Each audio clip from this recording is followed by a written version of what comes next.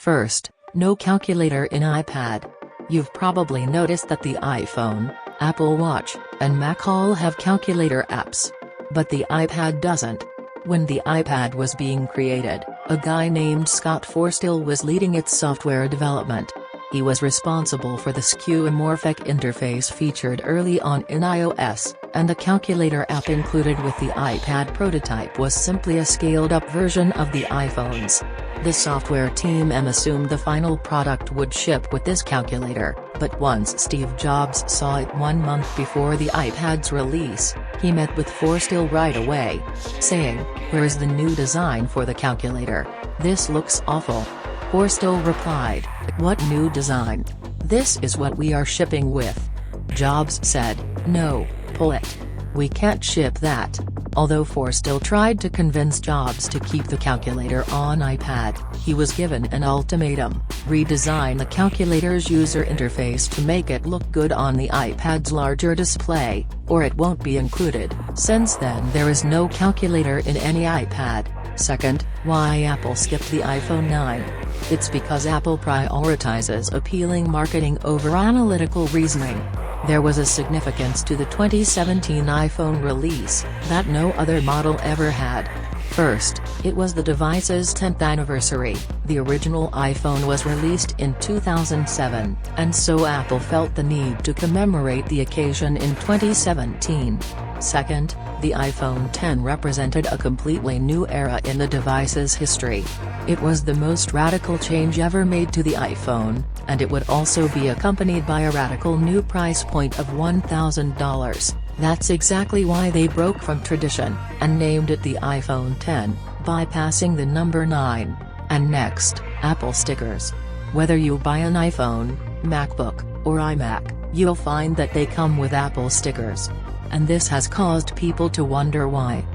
Apple stickers with those products further reinforced the notion of brand identity, since they could be displayed almost like a badge of honor that designated you part of the cool Apple Club. But whether you use the stickers out of love for the brand, or because it's cool, it all results one thing: free advertising for Apple. And seeing multiple people around you with Apple stickers provides social proof that there must be something good about their products, if so many people are proud to be users. The trademark struggle. Though the idea is by Steve Jobs, the name iPhone was already trademarked by Cisco before the product's release, so Apple had to pay the company an undisclosed amount to settle a lawsuit. Again, the name iPad was already trademarked by Preview in China, so Apple eventually had to pay $60 million to use the name in that region. In fact, Apple TV was initially revealed as iTV by Steve Jobs in 2006. But after an unsuccessful legal battle with a British broadcasting company who owned the trademark, Apple was forced to change the product's name. There was only one option: to use a trademark they already owned, Apple. That way, no other company could legally claim it. And that's the same approach they took with the Apple Watch. Apple avoided using the name iWatch altogether. Red light in Apple Watch.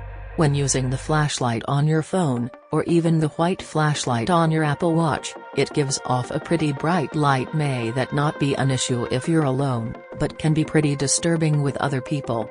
For example, lying in bed next to someone, trying to find something you dropped in a movie theater, or just trying to find your way to the bathroom at night.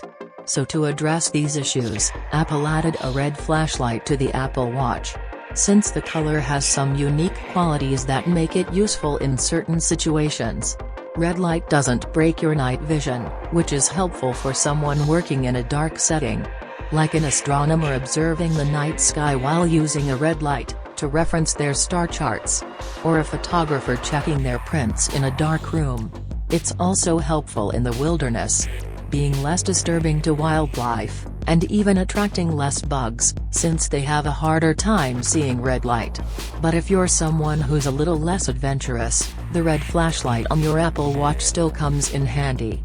If you're in bed at night reading, using the red light is much less distracting to the person sleeping next to you. If you dropped something in a theater, the red flashlight won't bother other audience members. Which is why, if your Apple Watch is in theater mode, the red flashlight will appear by default.